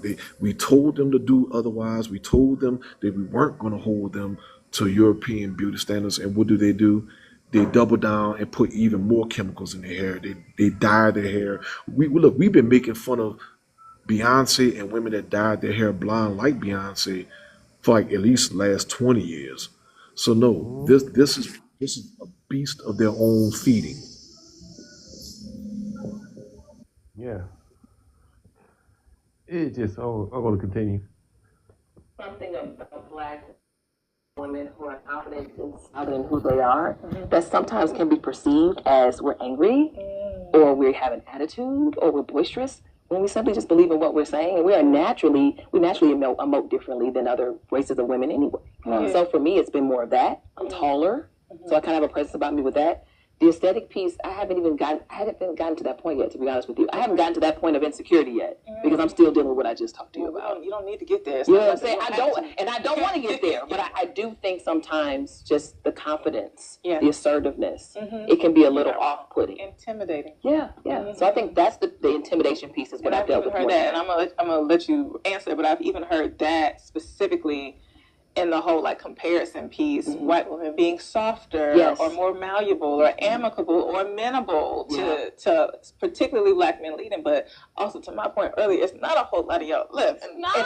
In the y'all that's left. It's not. Yeah, they always go for a small percentage of men, less than 15%. And on top of that, you have had these older women from the silent generation to the boomers teach their girls to be mean. And now you got that going on now. You got the millennial women.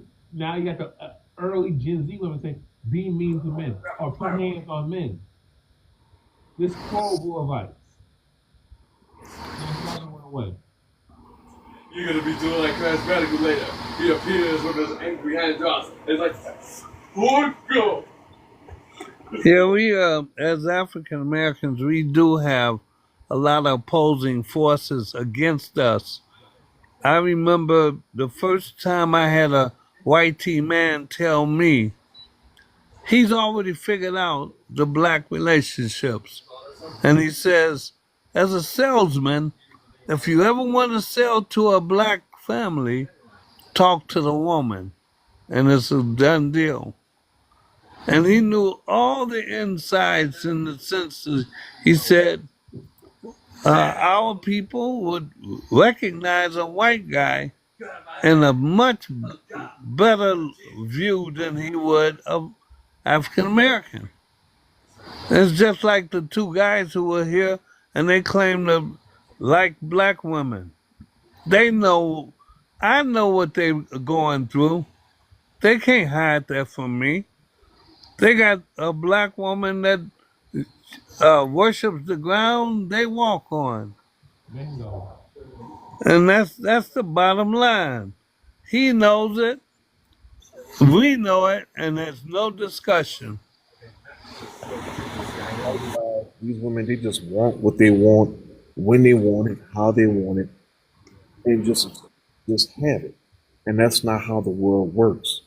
For example, that sister in that video right there, she talked about Shaq making a remark that she's so pretty, but she's so mean. And then because it suited her to interpret him saying that she's mean as meaning that to say that because she's assertive or self-assured that are intimidating to men. Jack said nothing like that. He said that she's mean, that basically she's acting like a bitch. And that's what he sees in her. And instead of her taking a moment to take a step back and internalize what is it that she says or does that be construed as mean in the vein of things that pretty much anybody could say is are mean. No, she goes right back to the same toxic rhetoric and tells herself that all the things that they seem to see as positive attributes, empowering attributes, that of course those must be all the things that men mean when they say, oh, being mean. No, you're not mean because you stand up for yourself. You're not mean because you have some sense of dignity and self-respect. You're mean because you're abrasive. Because when it comes to interacting with other people, you try to manipulate them, you try to manipulate them, and you come off as a piece of shit. And it makes people not like you as. And Jack picked up on it.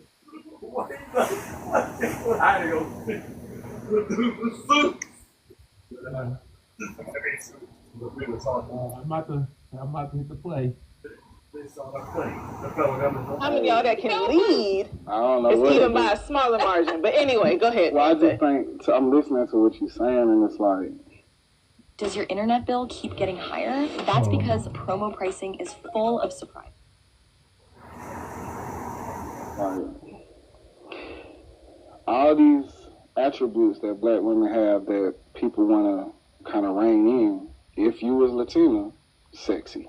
So it's like that get hard too, and also too, it's like we curate our feeds on social media to our interests. So my interest, I want to see what black folks on. So I don't know what other communities doing what they talk about, but I know when it comes to men talking about women, the only people I see publicly degraded all the time, no matter what, is black women. So it's like I said, I was hyper aware of this young though, because I'm light skinned. Both my sisters brown skin, dark skin.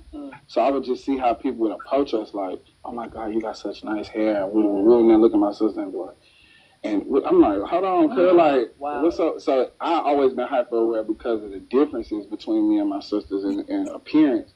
But I also never liked that. I never liked that stuff. You know what I'm saying? Because it's like they look like my mama. So like I don't understand what the problem is. But the louder people get when it comes to black women about like you too loud, you too to do, and then when you compare it to other women, it just seems like they're a little bit more contained and controlled. But like here's all the bullshit. Go ahead. This is all the bullshit. First of all, he perpetuated a horrible stereotype, which has never been truly clarified in our community. I don't mind clarifying. Women being spicy or sassy, it's better received because there's the other side. They have the sassiness, but then there's the sweetness, the attentiveness, the nurturing that follows up behind that. But when it comes to our sisters who are of that disposition to be sassy and sarcastic and being argumentative and combative, they don't show the other side. There is no sweeter side. So that's the difference. There's no balance. If you're just going to beat somebody over the head in a continuous fashion, but you're never going to come back around and smooth it over, then you're not even having a typical abusive relationship.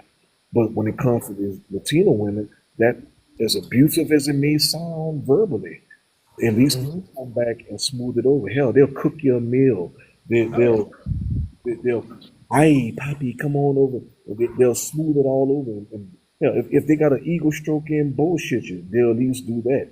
But one way or another,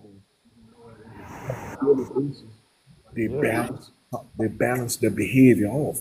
Our sisters, We don't have that for some reason. Nope, And they don't. I'm not saying it's all sisters, but just look at these women. Like he talking about these women, people criticizing women saying that they're loud or whatever, and they're trying to restrain them. Well, apparently they need some restraint. Right now, the Carnival Cruise Company, Yeah, I know what you're talking about. they had to outlaw a goddamn song, a dance song, where the women bring out the fans and shit. Where the fans at? Yeah, they had to tell them just put them fucking fans down and stop with that bullshit because they couldn't go on a cruise and behave themselves. It was, and it's not just recently. The censorship or the reprimanding that sisters have received on these cruise lines now. This has been well over a decade in the process. Yeah. They have misrepresented or badly represented black people for well over a decade, and even the cruise company has found the necessity to have to rein some of this shit in and say, you know what, if y'all can't come on this boat and behave yourselves and stop making this a disruptive experience for all these other people, including some of yourselves, who's supposed to be on vacation, then no, get your ass off the boat. And we've been seeing more and more people get arrested and taken off the boat. And this might be a thorn in the side to the ladies, but it's been primarily the women getting kicked off these boats, not the men. Yeah, I noticed that too. Yeah, I noticed that too. Shoot, on here, then when I watch paint book lessons on YouTube, I'm like, and then these women have the audacity to get upset. You're making us look bad. How are we making you look bad? What are you like? Y'all the ones be admitting it, celebrating, and then you got the complicit side of them because they want to be on that girl time, sisterhood time. Oh, don't make her feel bad. She's making herself feel bad. What are you talking about? That's a person avoiding to learn and avoidance. For again, I talked about keeping it moving. If Mm-hmm. something doesn't go along your way, you don't just stop. Guess what? If you ever Yeah. get married, a lot of stuff ain't gonna go your way. So you're gonna get to the point where you have to understand. You keep it moving Yeah. until you can understand how to deal with that. Don't Yeah. let it stop you. And that's how you partner up with a lifetime career and through thick and thin. You're supportive of one another and not supportive of the stupid stuff. Thinking you're gonna come in and you're Wonder Woman and the guy's got to be Superman. You may have walked away from Superman 50 times, but you Yeah. wasn't ready because you couldn't I'll keep say it this though, moving. Pat. I don't mean to interrupt, but the thing is that yeah, we can keep it moving. This is the thing. These are the same lovely ladies that talk about not being protected. Nobody looking out for them. This is what we get, from his generation because from Gen X to millennials. Now Gen Z. Then you got Generation Alpha come behind. Talk about we're not protected, we're disrespected, we're mistreated. Meanwhile, they disrespect each other. They disrespect That's black fine. men as a whole. They are just rude and just nasty. You had a woman, a stud, Princella. I'm not sure if you're familiar with her, who Hmm. talked about her horror story and how she.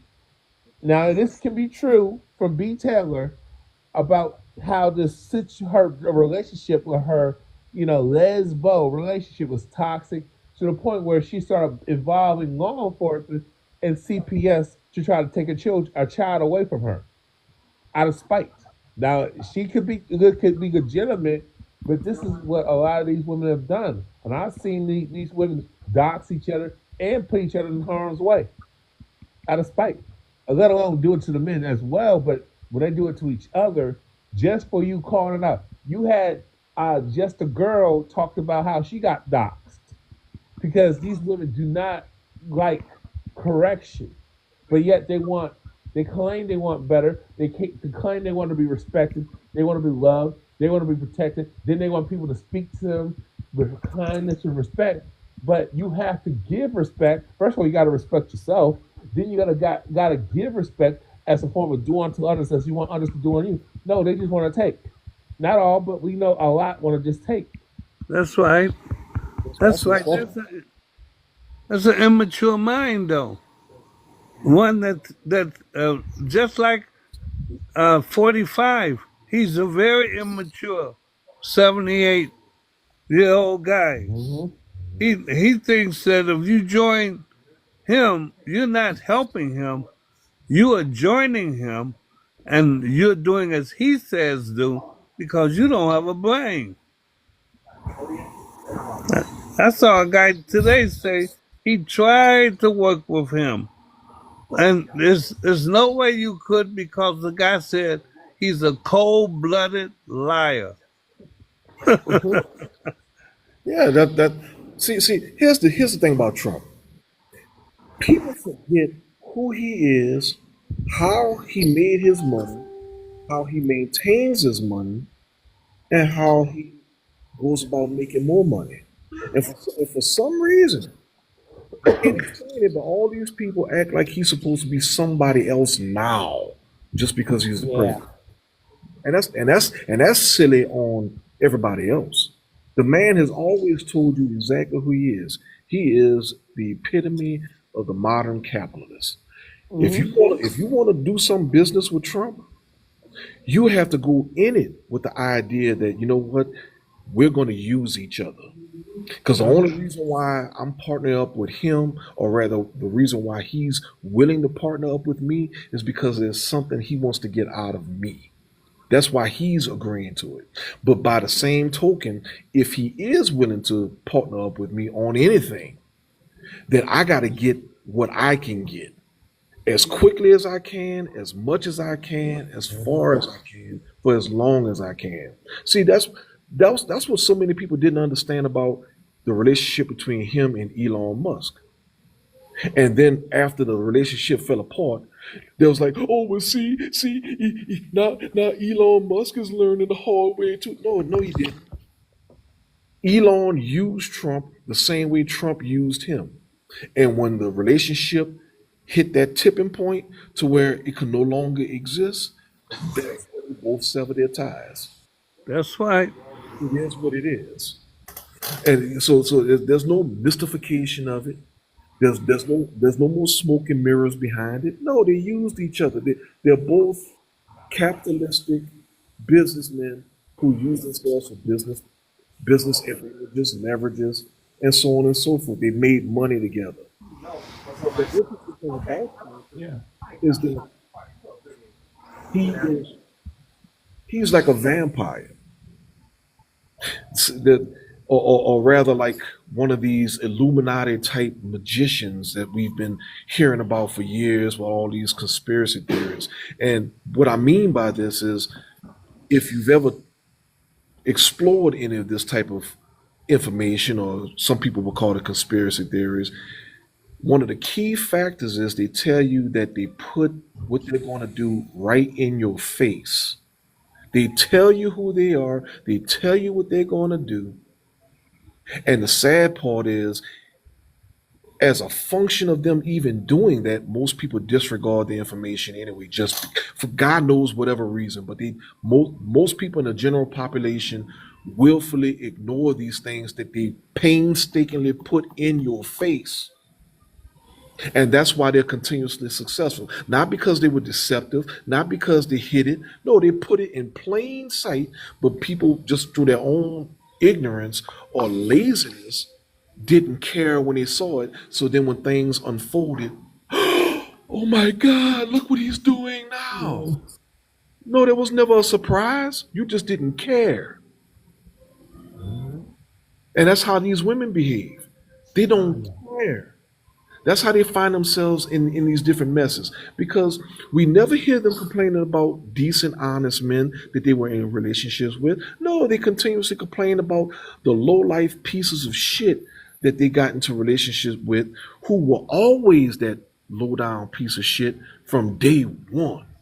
And then somehow they tell themselves that just because the relationship found a natural, logical progression and it ultimately failed, which everybody knew, including their friends and family, everybody around them could see the iceberg coming. Then that's when they want to get the conk on the head and say, "Oh, he didn't want to hit it on me." Want to blame it on the man instead of saying, "You know what? I just chose wrong." But they want to blame everybody else, make it seem like they didn't, make it seem like it was some grand mystery, because it makes them feel better. Yeah, exactly. But anyway, I'm about to close out the show, but I will definitely continue part 2 probably tomorrow. So thanks for thanks Yeah, 360. brother. For sure, brother. Take Be care. easy.